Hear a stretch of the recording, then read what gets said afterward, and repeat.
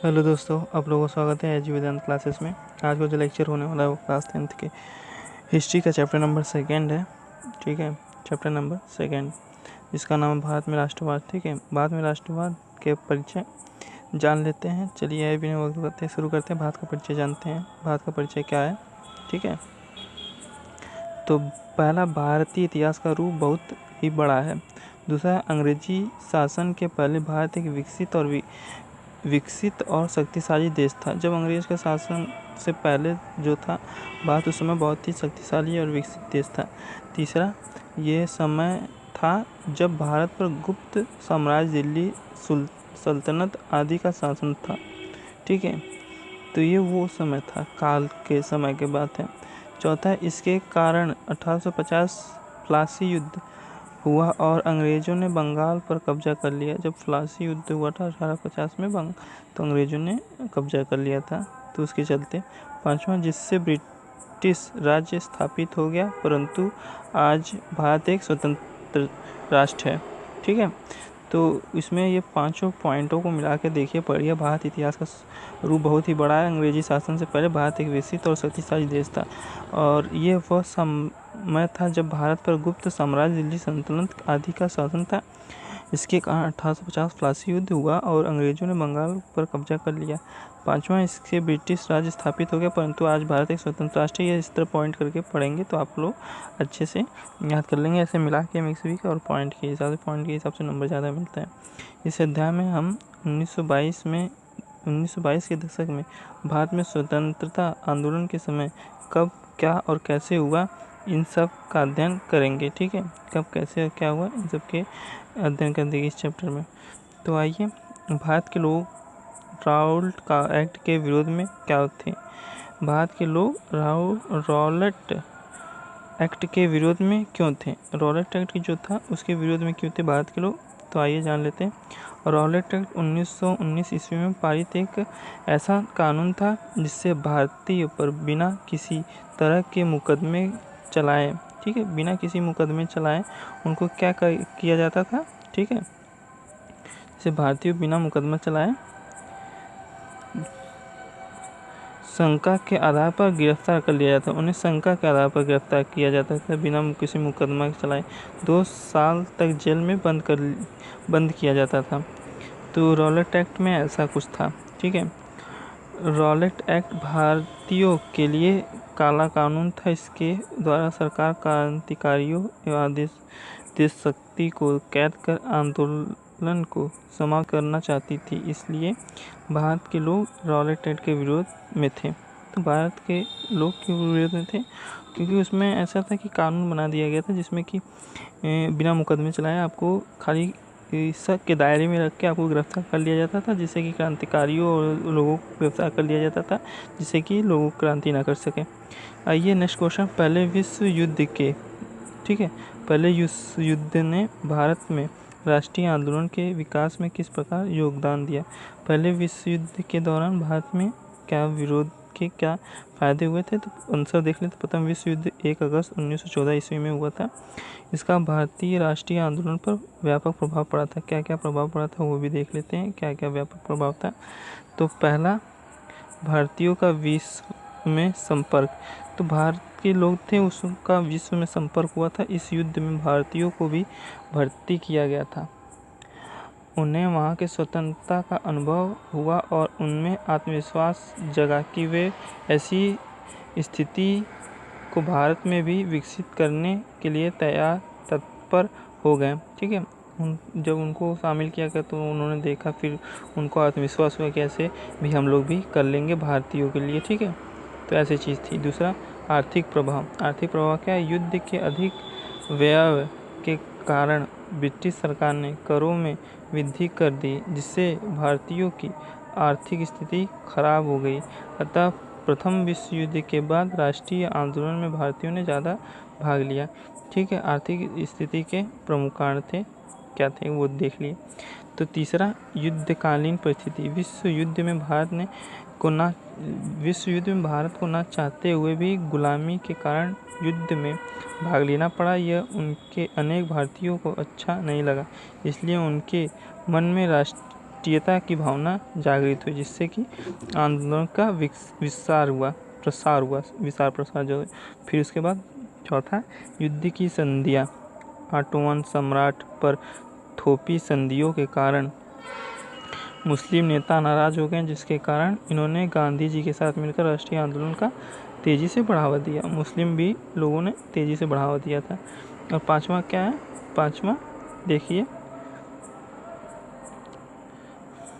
Defence of India act. 1915 ईस्वी में अंग्रेजों सरकार ने क्रांतिकारी गतिविधियों को रोकने के लिए डिफेंस ऑफ इंडिया एक्ट प्रसार किया। इस एक्ट ने क्रांतिकारी आंदोलन को दबाने की बजाय और तीव्र कर दिया, जिससे आम जनता में भी राष्ट्रीय भाव जो पनप गई थी। और फिर क्या हुआ? इस प्रकार प्रथम विश्व युद्ध ने भारत में राष्ट्रवाद के विकास में महत्वपूर्ण योगदान दिया था। प्रथम विश्व युद्ध ने जो भारत में थे राष्ट्रवाद की भावना को प्रथम उन्होंने बहुत अच्छे से वो किया था। ठीक है। और नेक्स्ट है, उपनिवेश में राष्ट्रवाद की उदय की प्रक्रिया उपनिवेशवाद विरोधी आंदोलन में से जुड़ी हुई क्यों थी? तो उपनिवेश में जो राष्ट्रीय प्रक्रिया उपनिवेश विरोधी आंदोलन से जुड़ी हुई थी, क्यों? आंसर है, उपनिवेश में राष्ट्रवाद के उदय की प्रक्रिया उपनिवेशवाद विरोधी आंदोलनों से जुड़ी हुई थी, क्योंकि औपनिवेशिक शासकों के बीच संघर्ष के दौरान लोग आपसी एकता को पहचानने लगे थे। उनका समान रूप से उत्पीड़न और दमन हुआ था। इस साझा अनुभव ने उन्हें एकता के सूत्र में बांध दिया। वे यह जान गए थे कि विदेशी शासकों को एकजुट होकर ही बाहर निकाला जा सकता है। उनकी इस उपनिवेशिक विरोधी भावना ने भी राष्ट्रवाद के उदय में सहायता पहुंचाई। ठीक है, क्या था? ये सब पहुंचा। असहयोग आंदोलन क्या है? ठीक है, अब असहयोग आंदोलन के बारे में जान लेते हैं। असहयोग आंदोलन क्या है? तो ठीक है, तो गांधी जी ने अपनी प्रसिद्ध पुस्तक हिंद स्वराज 1909 में महात्मा गांधी ने कहा था कि भारत में ब्रिटिश शासन भारतीयों के सहयोग से ही स्थापित हुआ था, और यह शासन इसी सहयोग पाकर ठीक है वापस ले तो साल भर के भीतर ब्रिटिश शासन ढह जाएगा। जो अपने अंदर के लोग थे, उनकी वजह से जो अंग्रेज लोग थे वो जी रहे थे, खा पी रहे थे, अगर वो अपना सहयोग वापस ले ले तो वो साल भर के अंदर ढह जाएगी। ठीक, गांधी जी ने असहयोग आंदोलन को वापस लेने का फैसला क्यों किया? असहयोग आंदोलन को वापस लेने का आंसर है, चौरी चौरा नामक स्थान पर 5 फरवरी 1922 ईस्वी में। ठीक है, 5 फरवरी डेट याद रखिएगा, 5 फरवरी 1922 ईस्वी। ठीक है, 5 फरवरी 1922 ईस्वी की घटना के कारण गांधी जी ने असहयोग आंदोलन को वापस ले लिया था और लेने के लिए फैसला किया था, क्योंकि गोरखपुर के चौरी चौरा में बाजार से गुजर रहा एक शांतिपूर्वक जुलूस पुलिस के साथ हिंसक टकराव में बदल गया। जनता ने आवेश में आकर थाने और कई सिपाहियों की हत्या कर दी। ठीक है, और पुलिस स्टेशन में आग लगा दी। इस घटना के बाद इस आंदोलन ने अपना अहिंसात्मक रूप खो दिया और जनता में हिंसात्मक प्रवृत्ति बढ़ने लगी। ठीक है, तो अहिंसा जिसके लिए अहिंसा के लिए चालू किया गया था वो हिंसक हो चुका था। अतः गांधी जी ने फरवरी 1922 ईस्वी को असहयोग आंदोलन को वापस ले लिया था। ठीक है, तो असहयोग के खिलाफ क्या सत्याग्रह के विचार का क्या मतलब है? सत्याग्रह का मतलब क्या? सत्याग्रह का मतलब देखिए, आइए।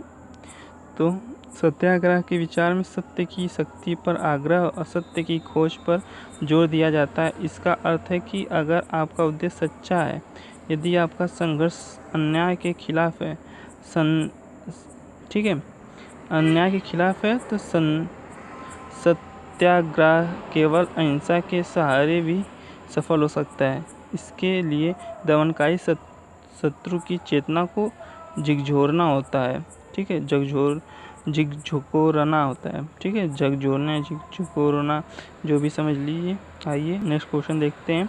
गांधी जी के द्वारा चलाए गए या आयोजित किए गए सत्याग्रहों का वर्णन।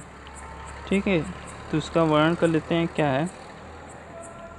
भारत में आने से पहले दक्षिण अफ्रीका में गांधी जी ने नस्लभेदी अंग्रेजी सरकार से वहां सत्याग्रह के द्वारा सफलतापूर्वक लोहा लिया। भारत में आने के बाद गांधी जी ने कई स्थानों पर सत्याग्रह किया। ठीक है, वहाँ से लोहा लेने के बाद फिर यहाँ पे आने के बाद कई जगहों सत्याग्रह किया। 1917 में उन्होंने बिहार के चंपारण में तथा गुजरात के खेड़ा जिले के किसानों की मदद के लिए सत्याग्रह का आयोजन किया। ठीक है, 1918 में गांधी सूती कपड़ा कारखाने के मजदूरों के खिलाफ सत्याग्रह आंदोलन चलाने अहमदाबाद गए थे। ठीक है, फिर जालियाबाग हत्याकांड देख लीजिए। जालियाबाग हत्याकांड क्या हुआ था?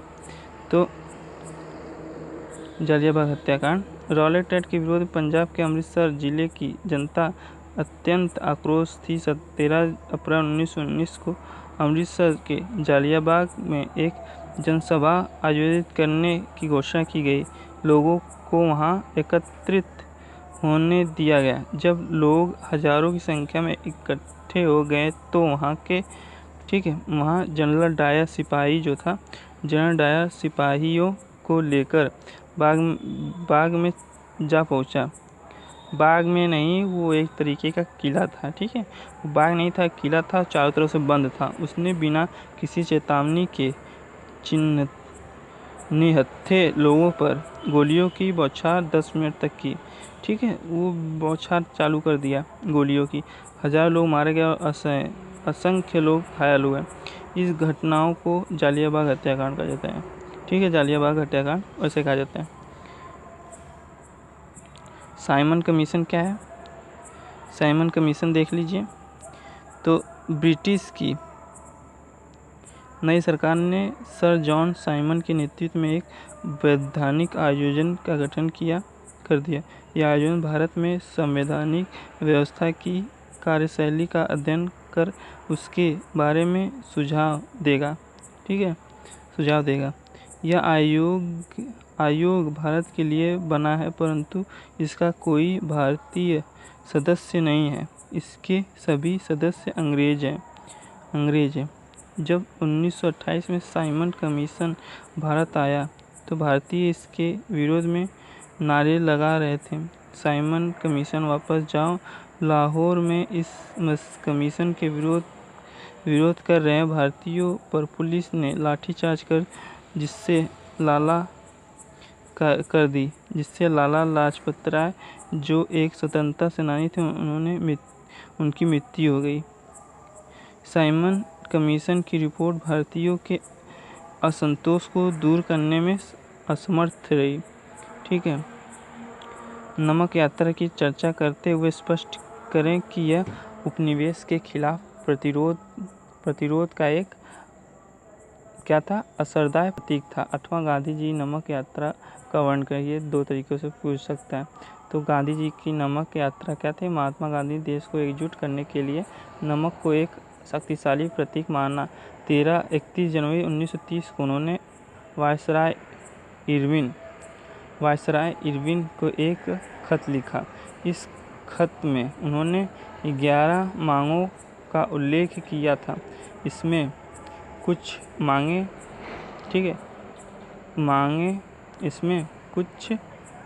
मुख्य मांग नमक कर खत्म करना था।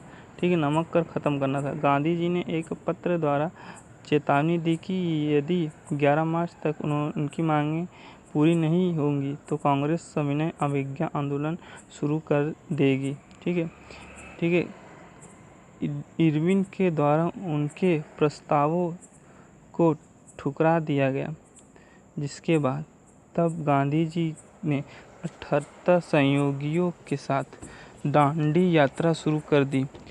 6 अप्रैल को गांधी जी दांडी पहुंचे और उन्होंने समुद्र के पानी को उबालकर नमक बनाना शुरू कर दिया। यह कानून का उल्लंघन था। ठीक है, इस तरह अंग्रेजों की शांति तथा औपनिवेशिक कानून का उल्लंघन करने के लिए आह्वान किया जाने लगा। देश के हजारों लोगों ने नमक कानून तोड़ा और सरकारी नमक कारखानों के सामने प्रदर्शन भी किया। बहुत सारे स्थानों पर वन्य कानूनों का उल्लंघन करने लगे। इस प्रकार नमक यात्रा उपनिवेश के खिलाफ प्रतिरोधों का एक असरदार प्रतीक सिद्ध हुआ। अध्याय में दी गई देखिए इस अध्याय में दी गई भारत माता की छवि और अध्याय 1 में दी गई जर्मेनिया की छवि को तुलना कीजिए। इन दोनों की तुलना करना है, भारत की छवि और जर्मेनिया की छवि को। आइए भारत की छवि को देख लेते हैं। भारत की छवि में क्या था। भारत माता की छवि रविंद्रनाथ यहाँ पर रहेगा, ठीक है। अरविंद्रनाथ नहीं, रविंद्रनाथ, यहाँ आ की जगह रा डाल लीजिएगा, ठीक है। रविंद्रनाथ टैगोर ने 1905 ईस्वी में बनाया था, ठीक है। भारत माता की छवि रविंद्रनाथ टैगोर ने 1905 ईस्वी में बनाया था। दूसरा क्या है, दूसरा क्या देखिए, इसमें भारत माता को एक सन्यासी के रूप में दर्शाया गया है। इस छवि में भारत माता शिक्षा, भोजन और कपड़े दे रही हैं। एक हाथ में माला उनके सन्यासी गुणों को रेखांकित करती हैं। तीसरा देखिए, तीसरा पॉइंट क्या है, भारत माता है कि अन्य छवि में हाथ में तिरंगा लिए हाथी और शेर के मध्य खड़ी हैं। ये दोनों पशु शक्ति और सत्ता के प्रतीक हैं, ठीक है। चौथा पॉइंट, भारत माता को शांत, गंभीर, देवी और आध्यात्मिक गुणों से युक्त दिखाया गया है। पांचवा, भारत माता की छवि श्रद्धा तथा राष्ट्रवाद के प्रतीक का आस्था का प्रतीक है, ठीक है। जर्मेनिया की छवि देख लेते हैं। जर्मेनिया की छवि क्या है, तो पहला पॉइंट जर्मेनिया की छवि के बारे में देख लेते हैं। जर्मेनिया की छवि चित्रकला फिलिए वेट ने 1848 ईस्वी में बनाया था, ठीक है। दूसरा, जर्मेनिया बतुल वृक्ष के पत्तों का मुकुट पहनी है, काला, लाल और सुनहरा तिरंगा रखती हैं। इनके साथ वह तलवार तथा ब्राज छाव कवच भी पहने दिखाई देती हैं। और तीसरा पॉइंट, जर्मेनिया के हाथ में तलवार है और उस तलवार पर खुदा लगा हुआ जिस जर्मन तलवार जर्मन राइज की रक्षा करती है। ये सब चीज़ें हैं। ये चौथा पॉइंट है, जर्मेनिया को एक वीर साहसी तथा देश की रक्षा करने वाली स्त्री के रूप में प्रस्तुत किया गया है। और पांचवा, जर्मेनिया की छवि रौद्र गुणों से युक्त राष्ट्रीय और देशभक्ति का प्रतीक है। भारत, अब आइए नेक्स्ट क्वेश्चन, भारत छोड़ो आंदोलन का लेख लिखिए। आप लोग को ये फास्ट इसलिए करा रहा हूँ क्योंकि आप लोग को वीडियो ज़्यादा लंबा ना लगे और आपको ये सब बोरिंग ना लगे। और ये सब जब आप लोग पढ़ते हैं तो बोरिंग सा लगता है, ऐसा होता है। तो आइए आंसर देख लें। भारत छोड़ो आंदोलन, ये सब वीडियो जो मैं पॉइंट वाइज करा के पढ़ा रहा हूँ, आपको दिखा रहा हूँ, ये सब नोट्स के तौर पे, ये आप लोग के बोर्ड एग्ज़ाम में बहुत ज़रूरी है। इससे पढ़ लोगे तो इसमें कुछ पॉइंट ऐसी चीज़ें हैं जो आपको भूलनी नहीं चाहिए। आप भूलोगे तो बोर्ड एग्ज़ाम में पक्का आएगा। क्रिप्स मिशन की असफलता द्वितीय विश्व युद्ध के प्रभाव ने भारत में व्यापक असंतोष को जन्म दिया। इसके फलस्वरूप गांधी जी ने एक आंदोलन शुरू किया जिसमें उन्होंने अंग्रेज़ों को पूरी तरह से भारत छोड़ने पर जोर दिया, ठीक है। भारत छोड़ने पर उन्होंने आंदोलन एक चलाया जिसमें वो अंग्रेज़ों को भारत छोड़ने का बहुत ही ज़्यादा तीव्र गति से जोर दिया।